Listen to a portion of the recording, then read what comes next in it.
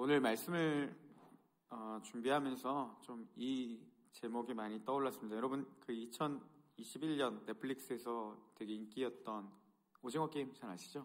거기서 유행했던 말 중에 우리 깐부잖아, 이 말이 있죠. 그 말을 좀 많이 떠올라서 제목을 깐부사이라고 정했습니다. 깐부라는 말이 이런 데 쓰입니다. 보통 이제 구슬치기나 이런 딱지치기 세대는 아닌가요? 네, 모르겠지만 하여튼 그 같은 편으로서 이제 그 구슬이나 딱지를 이제 공유하는 관계, 이게 이제 깐부라는 말을 썼습니다. 그 외에도 뭐 친한 친구나 아니면 짝꿍을 표현할 때 보통 이 깐부라는 말을 이제 많이 썼습니다. 예수님이 오늘 말씀에 담겨 있는 예수님의 모습, 그리고 이 땅 가운데 오신 예수 그리스도의 모습이 좀 이 비유와 적절하지 않나라는 생각이 들었습니다. 예수님은 이 땅 가운데 우리의 좋은 친구가 되어주십니다. 우리의 가장 친한 친구가 되어주시고, 또 우리가 이 하나님 나라의 축복을 풍성히 누릴 수 있도록 이 땅 가운데 오셔서 우리의 모든 죄를 해결해 주신 분, 그분이 바로 예수 그리스도이십니다. 예수님은 이 구원을 이루시기 위해 모든 것을 다 하셨지만 문제는 무엇이냐? 모든 자들이 이 예수님과의 친구의 관계를 맺는 것은 아니라는 사실입니다. 여러분, 그래서 이 깐부의 조건, 예수 그리스도의 친구에 되는 조건, 가장 근본적인 조건은 무엇이냐? 바로 이 예수님을 믿어야 한다는 것입니다. 우리 1절 말씀인데요. 1절 말씀을 함께 읽어보겠습니다. 그러므로 우리가 믿음으로 의롭다 하심을 받았으니 우리 주 예수 그리스도로 말미암아 하나님과 화평을 누리자. 네. 보통 이 구약 성경에서 사용된 이 화평이라는 단어는 어떻게 쓰였냐면 하나님이 이제 그의 백성들에게 이제 약속을 해주십니다. 그 언약적 약속들을 이제 성취하시는 그 순간, 그러니까 그 마지막 선물을 의미하는 단어가 이 화평이라는 단어입니다. 그러니까 이렇게 이야기할 수 있어요. 구약에서 하나님께서 어떤 걸 약속하셨습니까? 너희를 구원할 메시아, 그분을 보내겠다라고 이렇게 약속을 해주셨습니다. 실제로 그 약속은 예수님이 이 땅 가운데 오심으로 인해서 성취가 되었습니다. 그래서 바울은 1절에서 뭐라고 이야기를 했냐면 우리 주 예수 그리스도로 말미암아 이 하나님과 화평을 누리자, 이렇게 설명하고 있습니다. 이 예수님은 이 화평을 이루기 위해서 모든 것을 다 하셨지만 이 구원의 성취는요, 안타깝게도 모든 자들이 누리는 것이 아닙니다. 앞에 있는 전제 조건, 믿음으로 의롭다 하심을 받았으므로, 이 조건이 성립이 돼야 하나님과 화평의 관계, 그리고 이 구원의 은혜를 누릴 수 있다라는 것입니다. 그래서 이 믿음으로 의롭다 하심을 받았다라는 말을 이제 좀 신학적인 용어로는요, 이신칭의라는 말을 쓰고 있습니다. 제가 몇 번 설명해 드린 것 같은데 이런 뜻입니다. 우리가 이 땅에서의 모든 삶이 끝나게 되면 모두 다 하나님의 심판대 앞에 서게 된다는 거죠. 그래서 하나님이 이제 재판을 하십니다.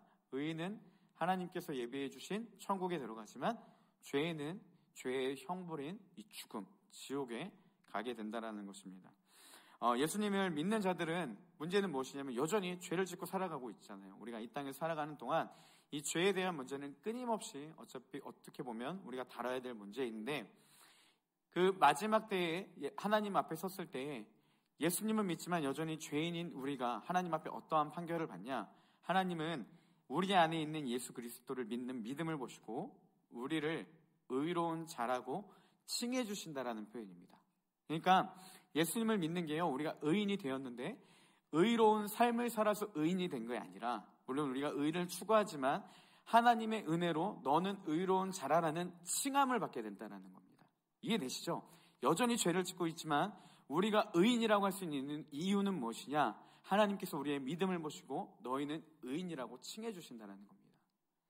그래서 이 믿음으로 의롭다 하심을 받았다라는 표현이 바로 이런 의미가 있습니다. 그래서 우리는 하나님의 은혜로 예수 그리스도께서 이 율법의 모든 것들을 다 이루셨기 때문에 그분을 믿음으로 우리 역시 그 의가 주어지게 되었다라는 것이죠. 그래서 이 하나님의 의로 의롭다 하심을 받은 자들은 이 하나님과 화평을 누리는 축복, 그러니까 하나님과의 친밀함을 누리는 관계를 맺을 수 있다라는 것이 오늘 본문의 내용입니다. 특별히 이 예수 그리스도를 믿는 자들에게 주어지는 축복이요, 오늘 본문에 크게 두 가지로 볼 수 있는데, 첫 번째는 뭐냐? 이 하나님과 평화의 관계를 맺는 축복이 있습니다. 하나님과 화평을 누리자라고 되어 있는데, 이 화평이라는 단어는요, 헬라어 에이레네라는 뜻인데 평화라는 의미가 담겨져 있습니다. 그래서 여러분 그리스 로마 신화에 보면 평화의 여신 이름이 무엇이냐면 에이레네입니다. 그래서 팍스라는 로마적 표현도 쓰기는 하지만 이 평화라는 의미를 갖고 있습니다. 그러니까 예수님을 믿는 자들, 예수 그리스도를 믿음으로 의롭다 하심을 받은 자들은 하나님과 이 평화적 관계를 누리게 된다라는 것이 오늘 본문의 내용입니다. 이 화평의 개념, 평화의 개념, 1절에 나타난 평화의 개념은 이 10절의 화목이라는 단어로요 계속해서 이제 쓰이고 있습니다. 근데 이 10절을 보면 우리가 하나님과의 평화를 누린다라는 것이 어떤 의미인지 잘 표현되어 있습니다.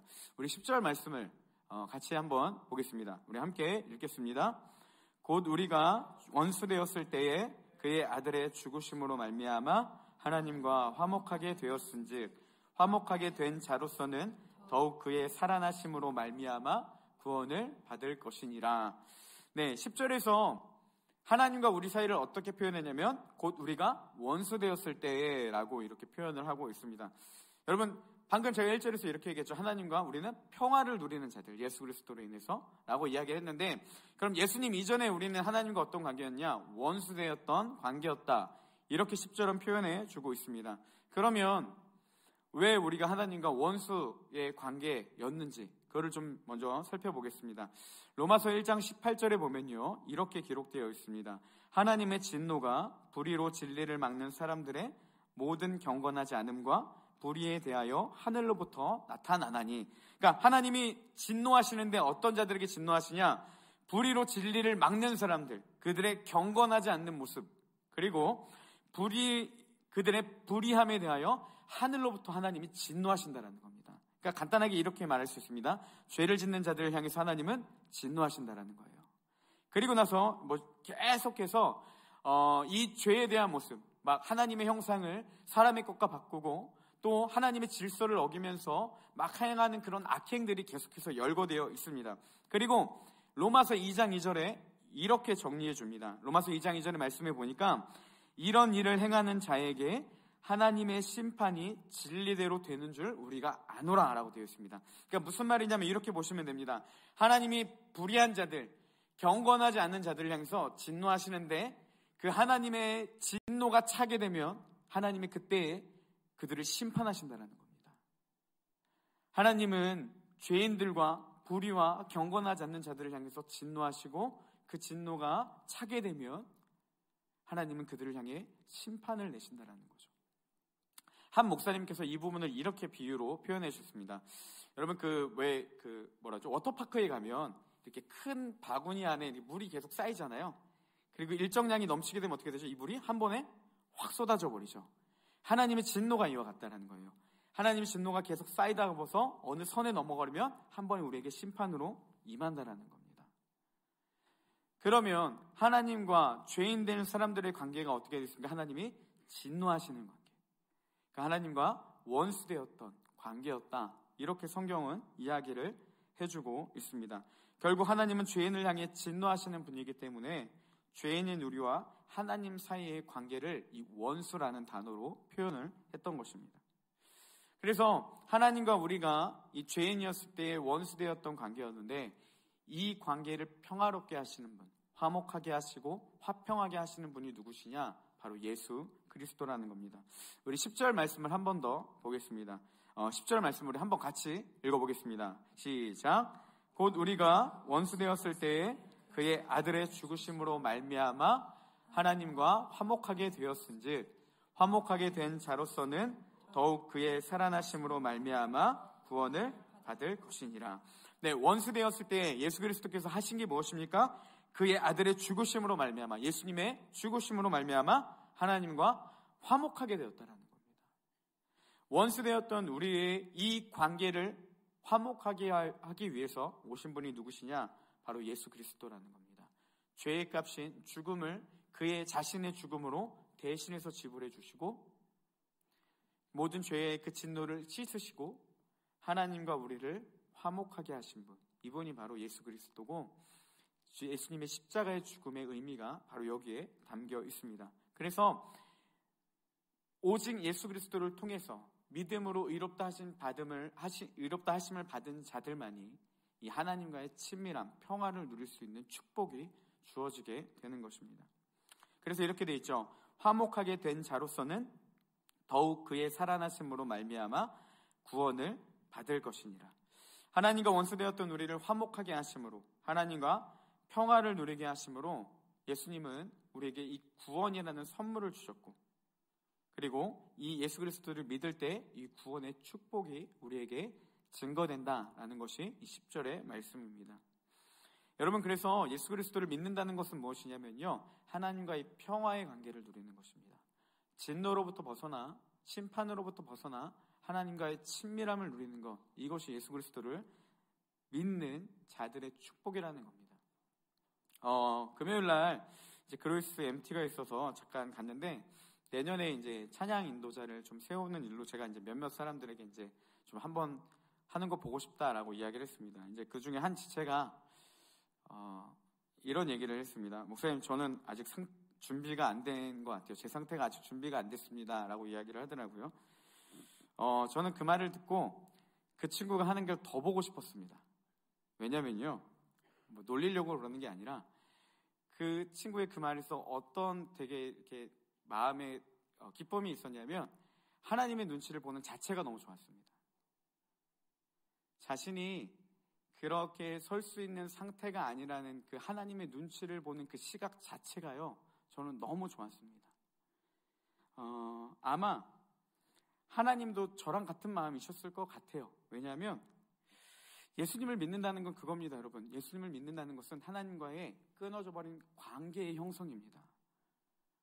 예수님을 믿으면요, 하나님의 눈치를 보는 게 당연한 겁니다. 거룩하신 하나님 앞에 그분과의 관계를 맺으면서 때로는 눈치도 보고 반대로 위로도 받고, 그분의 살아계심, 인격과 인격과의 만남과 같은 그런 관계를 형성하는 게 예수 그리스도를 믿는 자들이라는 사실입니다. 하나님이 정말 원하시는 것은요, 연약하니 안 된다라는 결론이 아니라 그럼에도 나를 사용하시는 그 하나님의 은혜를 경험하는 것, 그리고 내가 그런 하나님을 알고 그 하나님 앞에 더욱더 친밀함을 누리는 것, 주님이 이것을 우리 가운데 정말로 원하신다라는 사실입니다. 우리의 연약함을 볼 때마다 하나님은 그 연약함을 뛰어넘어 우리를 더욱더 강하게 하시는 주님이시라는 것, 그리고 그분을 우리가 인정해드리는 것, 이것이요 예수 그리스도를 믿는 자들의 삶이고, 이것이 평화를 누리는 자들의 축복이라는 것입니다. 우리가 예수님을 믿음으로 주어진 축권이 무엇입니까? 너무나도 좋으신 하나님을 풍성히 누릴 수 있는 은혜가 우리 가운데 주어졌다는 겁니다. 여러분, 예수님을 믿는 자들의 자격을, 그 은혜를 누리셔야 됩니다. 우리에게 어떠한 존재입니까? 우리는 하나님을 풍성히 누릴 수 있는 존재라는 사실입니다. 그 선하신 하나님을 삶 가운데서 풍성하게 누릴 수 있는 것, 이게 예수 그리스도를 믿는 자들의 축복이라는 사실입니다. 주님은요, 우리가 생각하는 것 이상으로 너무나도 좋으신 분입니다. 그 크신 하나님의 사랑을 보면 3절에 이런 가사가 있습니다.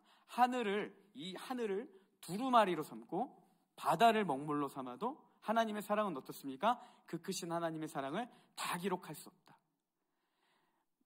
제 입으로 담기도 민망할 정도로 하나님은 그것보다 훨씬 위대하시고 훨씬 사랑이시고 훨씬 높으시고 훨씬 좋으신 분이라는 사실입니다. 하나님의 은혜를 깨달을 때마다 제가 고백하는 말 중에 하나가 있습니다. 저는 하나님께 종종 이렇게 이야기합니다. 하나님, 저한테 왜 이렇게 잘해주세요? 이해가 되지 않습니다.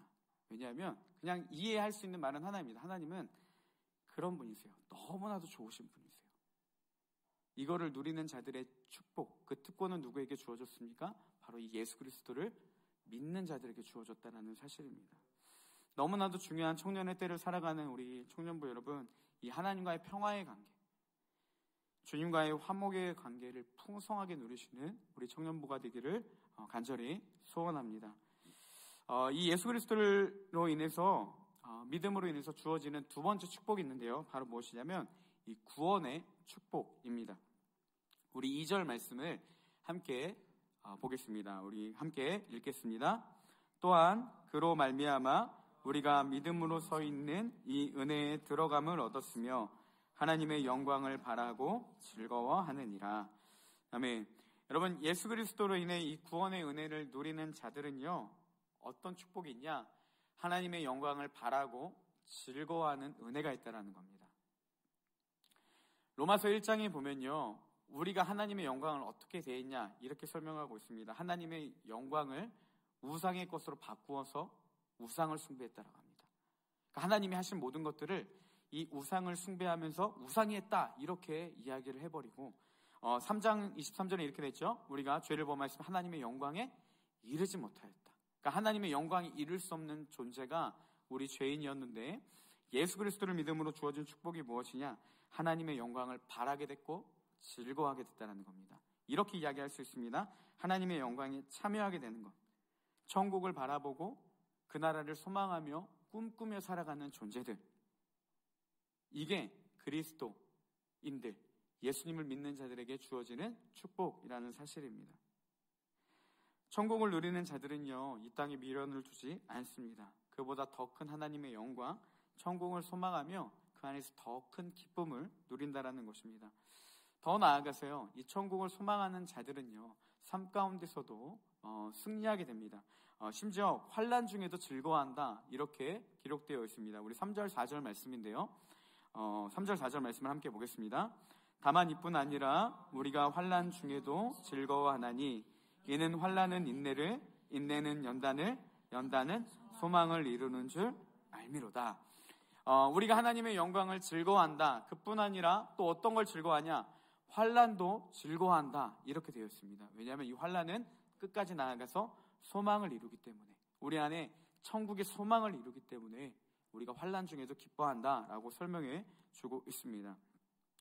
하나님의 영광을 바라고 즐거워하는 자들은요, 하나님이 우리를 만나주셔서 구원하시고 이 구원의 완성을 이룰 것, 다시 말하면 우리를 구원을 주시고 천국에 이르기까지 우리를 끝까지 인도하실 것에 대한 기대감, 그 확신이 있기 때문에 기대하며 소망하며 기다릴 수 있다는 것입니다. 예수님을 믿음으로 우리는 천국을 약속을 받았지만 여러분, 아직 우리가 이 천국을 온전히 누리진 못하고 있습니다. 그죠? 이 천국은 언제 우리가 누릴 수 있냐? 이 땅에서 삶이 끝나는 그날, 하나님이 약속하신 이 천국은요, 이 땅에서 삶이 모두 끝나고 마지막 때가 왔을 때 그 천국이 우리 안에 온전히 이루어지게 된다라는 것입니다. 그래서 하나님은 우리가 그 나라에 가기까지, 우리가 이 구원의 여정을 끝마칠 때까지 승리할 수 있도록 하나님은 우리를 끝까지 선함과 신실함으로 이끌어 주시는 분이라는 사실입니다. 그러기에 이것을 믿는 자들은요, 고난이 찾아올 때, 환난이 올 때에도 정말 참을 수 없는 고통이 찾아오거나 이 하나님을 포기하고 싶은 순간 가운데서도 환난에서 나를 건지실 주님, 나에게 약속하신 이 구원을 끝까지 이루실 그 하나님을 신뢰하기 때문에 참고 인내하며 견딜 수 있다라는 것입니다. 그래서 오늘 말씀은 이렇게 되어 있죠. 환난 중에도 즐거워하는 이유가 무엇이냐? 환난은 이 인내를 만들어낸다는 겁니다. 그러면 우리가 어떻게 인내할 수 있겠습니까? 이 천국 소망을 품고 하나님의 영광을 바라며 나를 이 구원으로 끝까지 인도하실 주님을 기대하며 우리가 인내로 나아갈 수 있는 것입니다. 여러분, 그래서 제가 설교 때 몇 번 이야기했던 것 같은데, 정말 힘든 순간에 가장 지혜로운 방법은 무엇이냐? 아무것도 안 하는 겁니다. 생각하는 모든 것들이 다 부정하고요, 하는 말들이 모두 다 부정적이고 행동도 부정적입니다. 무언가를 하면 할수록 더 자꾸만 꼬여버려요. 상황이 힘들어지고 영적으로 힘들어지고 어려워지면 모든 게 다 점점 더 꼬여버립니다. 그때 우리가 해야 될 게 뭐냐? 버티는 겁니다. 그냥 그 상황이 지나가기를 버티는 겁니다. 막연한 버팀이 아닙니다. 왜 우리가 버틸 수 있는 인내가 주어지겠습니까? 하나님께서 이 구원을 이루실 때까지 기다리는 겁니다. 주님이 약속하신 그 구원의 완성이 이루기까지, 하나님 나를 이곳에서 건져주실 때까지 그 소망을 품고 버티며 인내하는 것, 그것이 환난 중에서 그리스도인들이 해야 될 마땅한 자세라는 겁니다. 그래서 환난을 통한 인내가 나타나고, 이 인내는요, 더 나아가서 우리에게 이 연단이라는 것을 선물해 준다는 겁니다. 인내를 연단을이라고 표현된 이 표현을요, 세번역 성경은 인내력은 단련된 인격을 낳고 이렇게 번역을 했습니다. 그러니까 이 인내는 더 단단한 우리의 인격을 형성해 준다라고 이야기를 하고 있는 겁니다. 그러니까 사람들이 많은 어려움을 견뎌낸 후에는요, 이전에는 갖고 있지 않았던 그 인격, 어떠한 강한 성격이 개발되었다라는 표현이 바로 이 인내력은 단련된 인격을 낳고 인내는 연단을 낳는다라는 표현입니다. 더 나아가서 연단은요, 소망을 낳습니다. 사람의 인격적인 변화, 이 도덕적 변화의 근거, 그러니까 우리가 삶이 한순간에 바뀌어버리고 사람이 바뀌어버린 그 근거가 하나님의 역사, 하나님의 살아계심의 증거가 된다는 거죠. 그리고 사람의 변화가 이 하나님의 살아계심을 증거하는 표현이라는 사실입니다. 여러분, 예수 그리스도를 만난 자들의 공통된 특징이 하나 있습니다. 무엇이냐면 삶이 바뀌게 된다는 거예요. 가치관이 바뀌게 된다는 사실입니다. 이 변화는요, 타인들에게 이렇게 비춰질 수 있습니다. 아, 저 사람을 보니까 진짜 하나님 살아계시구나. 이 증거가 되기도 하지만 내 스스로에게도 증거가 되는 한 가지는 무엇이냐? 하나님 진짜 살아계시구나라는 걸 알게 된다는 거예요. 우리가 하나님을 만났을 때, 그리고 더 나아가서 우리가 신앙생활을 하면 하나님을 만날 때마다, 우리의 인격이 성장될 때마다 우리가 그 안에서 경험되는 건 무엇입니까? 진짜 하나님 살아계시구나. 환난 중에 인내를 이루고 인내가 연단이 되어서 우리의 인격의 성숙을 이룰 때마다 우리가 그 안에서 고백되는 건 무엇이냐면 나를 다루시는 하나님의 살아계심을 경험하게 된다는 겁니다. 그래서 이런 연단은 진짜 하나님이 나를 끝까지 인도하시고 이 구원의 여정이 끝까지 나를 선하게 이끄시겠구나라는 더 큰 소망으로 우리에게 다가오게 된다는 겁니다. 이 과정에서 가장 중요한 게 무엇이겠습니까? 하나님은 환난을 통해서 우리를 인내를 이루기를 원하시고 연단하며 더 큰 소망, 믿음 가운데 우리를 자라기를 원하시는데 그 과정에서 가장 중요한 게 무엇이냐? 하나님의 영광을 바라며 즐거워하는 것. 하나님께서 우리에게 약속하신 이 구원, 예수 그리스도를 통해 우리를 바꿔주시고 천국까지 너희를 끝까지 인도하겠다라는 그 구원의 확신을 붙들고 하나님이 우리 안에 그 일을 행하실 때까지 인내하고 견뎌내는 것, 그 안에서 성숙을 이루는 것, 그리고 소망하며 기대하는 것, 이것이 그리스도인들의 마땅한 반응이라는 겁니다. 여러분, 주님은요, 우리를 한번 구원해 주시고 예수 그리스도를 믿게 하시면서 자, 이제 끝! 이게 절대 아닙니다. 하나님의 구원은요, 우리를 만나서 삶을 변화시키고 가치관을 바꾸셨을 그 단회적 사건이 아니라 그 구원을 이루기까지, 마지막 그날이 이루기까지 하나님은 우리를 끝까지 건지시는 분이고 끝까지 구원해 주시는 분이십니다. 어려움 가운데서도, 절망적인 상황 가운데서도, 진짜 하나님이 포기하고 싶은 상황 가운데서도, 내 힘으로 어떠할 수 없는 상황 가운데서도 끝까지 우리를 건지시는 분, 이게 하나님의 구원의 약속이라는 사실입니다. 주님은 이 약속을요, 신실하게 언제나 우리 가운데 이행하시는 분이라는 사실입니다. 저는 나름대로 이 목사의 길을 걷게 된 게 하나님의 내적 부르심이 있었기 때문에 이 사역을 하게 되었습니다. 사역을 하면서 제가 경험하게 되는 것 한 가지는 무엇이냐면요, 하나님의 부르심을요, 하나님은 신실하게 이행하신다는 사실입니다.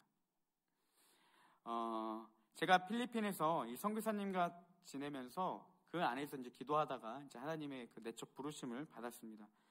그때는 정말 열심히 생활했고요. 제가 봐도 나름 영성이 있다고 할 정도로 좀 많은 영적 체험도 하고 매 순간순간, 매일이 진짜 순간순간마다가 하나님의 정말 깊은 은혜, 항상 저는 24시간 수련회라고 할 정도로 굉장히 큰 하나님의 기름 부으심과 은혜가 있었습니다. 근데 문제는 무엇이냐? 이렇게 필리핀에서 선교사님과 1년간 잘 지냈을 때는 너무나도 영적으로 이렇게 많이 성장했는데 한국에 딱 온 그 순간부터 며칠 되지 않아서요, 예전의 삶으로 다시 돌아가게 됐습니다. 참 희한한 게요, 여러분, 신앙의 성장은 엄청나게 더딘데 이전의 삶으로 돌아가는 건요, 단 몇 초도 되지 않습니다. 한순간에 이전의 삶으로 다시 돌아가게 되는 것들을 참 많이 경험하게 됩니다. 제 삶은 다시 엉망이 되었어요. 저는 사역도 그 하나님의 부르심도 저를 봤을 때 도저히 이해가 되지 않았기 때문에 모든 걸 다 포기하려고 했는데 그때마다 이제 그때 받았던 그 감동이 제 마음 가운데 끊임없이 울렸습니다. 아무리 생각해도 하나님 이건 아닙니다. 제가 어떻게 사역자의 길을 가겠습니까? 라고 끊임없이 반문했지만 제 안에 그 부르심에 대한 내적인 울림이 계속 있어서 더 이상 부인할 수 없어서 그럼 하나님 모르겠습니다 하고 그냥 신학교에 지원을 했습니다. 그렇게 하고 이제 발표를 기다렸는데 제가 이거 한번 얘기했던 것 같은데 2월 28일 그때 제 기억으로는 학교가 이제 5시까지 행정 업무를 했던 것 같은데 2시가 됐습니다. 오후 2시가. 근데 아무런 소식이 없었어요. 계속 믿음으로 기다렸다가 그 시간이 딱 지나니까요. 이제는 끝이구나. 뭐 부르심이고 내가 다 착각이었구나라는 생각이 들었습니다. 그래서 그럼 그렇지 하고 이제 다 포기하고 가려고 했는데 1시간 후인 3시에 연락이 왔습니다. 저기 아시아연합신학대학교인데요. 합격하셨습니다. 등록하시겠습니까? 이렇게 연락이 와서 다 때려치고 다시 이렇게 하나님께 나아가서 지금 이 자리에 있게 되었습니다. 그때 많이 느꼈던 게 뭐냐면요. 하나님의 부르심은 하나님이 끝까지 책임져 주시는구나 라는 것들을 경험하게 되었습니다. 네, 그래도 제 안엔 여전히 문제들이 많이 있었습니다. 저는요, 교회 일을 전혀 할 줄 몰랐습니다. 그래서 전에 같이 사역했던 목사님이 저한테 직접 한 건 아니고 다른 목사님에게 저를 이렇게 평가했습니다. 저에게 대해서 뭐라고 평가했냐면 사람은 착한데 일은 못해요. 이렇게 평가를 했습니다. 가끔 그런 생각이 들어요. 저희 온사랑교회 특히 이제 원우 형제랑 같이 1년간 사역하면서 우리 원우 형제는 일 진짜 잘합니다. 같이 사역해보면 알겠지만요. 정말 너무 편안하게 잘 하시고 충성된 사람이고 정말 헌신적인 사람입니다. 본인의 일도 굉장히 많이 바쁜 거 뻔히 아는데 그 안에서도 정말 열심히 감당합니다. 그래서 제가 아마 같이 이렇게 온사랑교회 원우 형제님 뿐만이 아니라 많이 열심히 하시는 분들이 너무 많은데 제가 온사랑 청년부 출신이었으면 이 소리까지는 안 들었을 것 같아요. 사람은 착한데 일은 못합니다 까지는 안 들었을 것 같아요. 근데 저는 이런 일들을 한 번도 해본 적이 없었어요. 그래서 제가 배운 사역이라고 뭐였냐면 늘 즉흥적이었습니다. 그리고 항상 하는 말이 있죠. 사역은 은혜로 하는 거다. 그리고 우리는 실전에 강하다. 맨날 이런 말들로 말도 안 되는 이유들을 대가면서 그렇게 해왔는데 막상 제가 사역자가 되니까 그런 것들이 하나도 통하지 않는 겁니다. 아무것도 할 줄 몰랐고요. 어떻게 해야 될 줄도 몰랐고 정말 너무 어리버리하게 매일 그렇게 사역을 했었습니다. 근데 하나님이 그런 저를 끝까지 인도하시고 사역을 알게 해주시고 좋은 분들과 좋은 교회들을 만남을 통해서 하나님은 저를 점점씩 다루시는 것들을 이제 많이 보게 되었습니다. 아내랑 같이 이야기하면서 참 그런 것들을 나눌 때마다 하나님 참 신실하시다라는 생각이 많이 들었어요. 제가 뭐 주구절주절 얘기했는데 이야기하고 싶은 건 다 하나 있습니다. 여러분 하나님은요 부르시고 끝내는 게 아니라 그 부르심을 이루기까지 그 약속을 성실하게 이행해 주시는 분이라는 사실입니다. 제가 왜 이 얘기를 하냐면요 여러분 구원도 똑같습니다. 하나님은 우리를 각자를 다 인격적으로 만나 주셨어요. 그리고 우리의 삶을 변화시켜 주셨습니다. 문제는 뭐냐? 이걸 유지하기가 힘든 거예요. 이걸 발전시키기가 힘든 거예요. 우리는 못해요. 할 수 없습니다. 날마다 버티지만 그것조차도 쉽지 않아요. 근데 중요한 건 무엇이냐? 하나님은 우리에게 구원을 약속하신 그 약속을요 끝까지 이행하시는 분이라는 사실입니다. 여러분 나조차도 나를 이해할 수 없는 상황이 있지만 그 환난이 끝난 후에 우리의 삶을 곰곰이 돌아보면 정말 하나님의 은혜였다라는 사실을 인정할 수밖에 없습니다.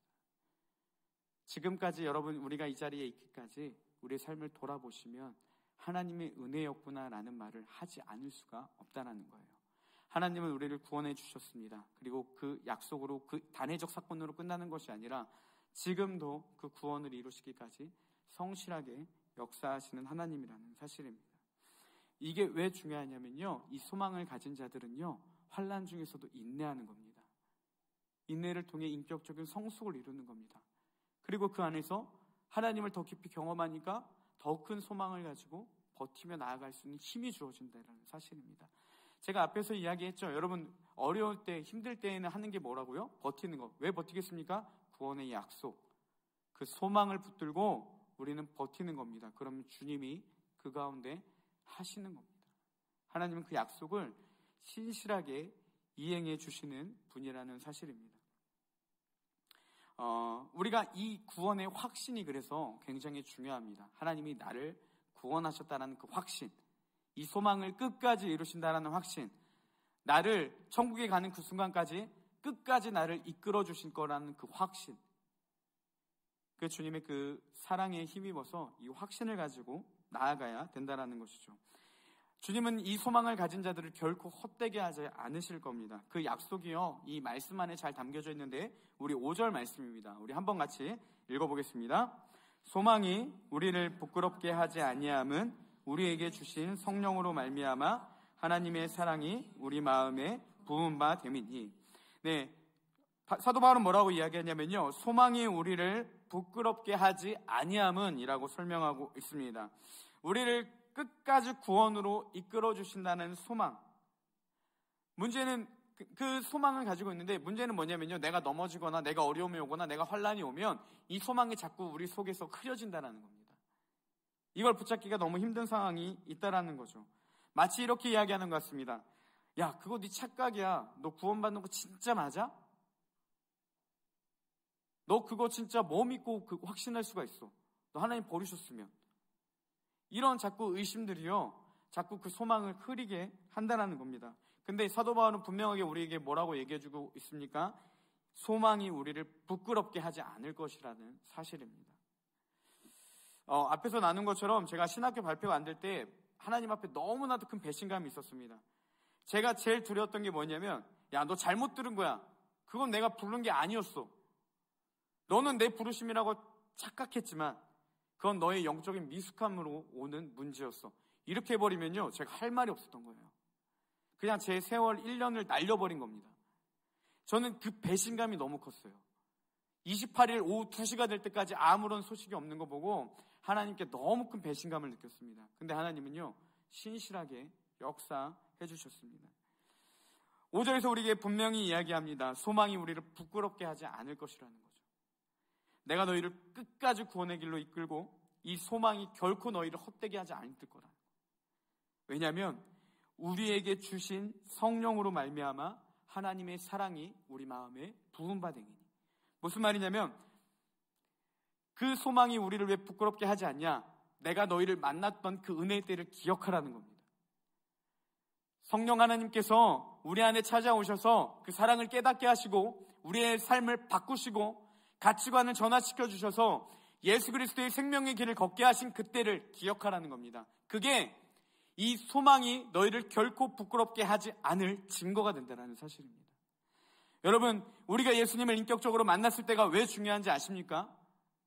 하나님은 그거를 통해서 끝까지 우리의 구원을 완성하겠다라는 확신을 그 안에 주셨다라는 겁니다.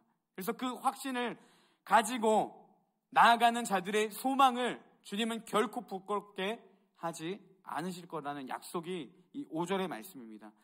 근데 문제는 뭐냐면, 우리는 이런 사랑을 지금까지 경험해보지 못했다라는 거죠. 그 하나님 외에는 여태까지 경험한 건 날마다 변질된 모습이기 때문에 우리가 그 약속을 붙잡는데도 여전히 끊임없는 의심 가운데 살아가고 있다는 겁니다. 사람은요, 그렇게 연약한 존재이기 때문이죠. 그래서 하나님은요, 다시 우리에게 말씀해 주십니다. 뭐라고 이야기하냐면, 사람이 하는 사랑과 하나님이 하는 사랑은 다르다, 이렇게 설명해 줍니다. 먼저 7절 말씀에 이렇게 기록되어 있습니다. 의인을 위하여 죽는 자가 쉽지 않고 선인을 위하여 용감히 죽는 자가 혹 있거니와. 사람들의 사랑은 이렇다라는 거예요. 의인을 위하여 죽는 자가 쉽지 않다라는 겁니다. 그래서 여러분, 가끔 자기의 생명을 걸어서 사람 구한 자들 보면 뉴스에 대문짝만 이렇게 나오지 않습니까? 왜 그러겠어요? 흔한 일이 아니거든요. 이런 일은 정말 경이로운 일이거든요. 그게 쉽지 않습니다. 그리고 선인을 위하여 용감히 죽는 자가 혹 있을지도 모른다. 이게 사람의 한계적 사랑이라는 겁니다. 그렇지만 주님은 이와 달리 죄인을 향한 하나님의 사랑은 어떤 사랑이냐? 6절엔 이렇게 기록되어 있습니다. 우리가 아직 연약할 때의 기약대로 그리스도께서 경건하지 않은 자를 위하여 죽으셨도다. 하나님의 사랑은 다르다는 거예요. 나는 경건하지 않은 자들을 위해 죽은 사랑이라는 겁니다. 너희들이 연약할 때에, 약한 그 순간에 신이 오셔서 그런 자들을 위해 죽으신 게 예수 그리스도의 사랑이라는 겁니다. 그리고 이 하나님의 사랑의 끝판왕이 8절에 있습니다. 우리 8절 말씀을 함께 같이 읽어보겠습니다. 함께 읽겠습니다. 우리가 아직 죄인 되었을 때에 그리스도께서 우리를 위하여 죽으심으로 하나님께서 우리에 대한 자기 사랑을 확증하셨느니라. 저는요, 우리 청년들이 꼭 이 말씀 암송하시고 꼭 붙들었으면 좋겠습니다. 제가 정말 흔들릴 때마다, 정말 이제 끝이라고 생각하는 순간마다 저를 끝까지 붙들었던 말씀이요, 이 말씀이었습니다. 여러분 가만히 보세요. 앞에서 나왔던 의문입니다. 하나님을 믿었는데 야, 넌 그게 믿은 게 아니야. 이렇게 우리의 소망을 부끄럽게 만들어버리면 어떡하냐는 거죠. 주님이 그걸 흔들리지 않도록 8절에서 이렇게 명확하게 말씀해 주셨습니다. 우리가 아직 죄인 되었을 때에 그리스도께서 우리를 위해 죽으셨다라는 거예요. 그러면 왜 예수님이 죽으셨냐라는 겁니다. 그 뒤에 그 설명이 나옵니다. 우리의 소망을 부끄럽지 않게 하기 위해서, 하나님께서 우리에 대한 자기의 사랑을 확증하시기 위해서 그러셨다는 겁니다. 내가 너희를 얼마나 사랑하는지 아냐? 사람의 사랑은 의인들에게 혹시라도 죽어줄 수 있고 용감한 자들을 위해서 혹 죽어줄 수는 있지만, 나는 죄인 되었던 너희를 향해서, 원수 되었던 너희를 향해서 와서 죽었다. 왜 죽은지 아십니까? 내가 너희를 사랑한다는 걸 확증하기 위해서. 하나님이 이토록 우리를 사랑한다는 걸 보여주려고. 그러니까 제발 의심하지 말고, 제발 흔들리지 말고, 제발 내 사랑이 변질되었다라고 오해하지 말고, 의심하지 말고, 십자가를 바라보면 내가 너희를 여전히 사랑하는 것을 알 수 있다.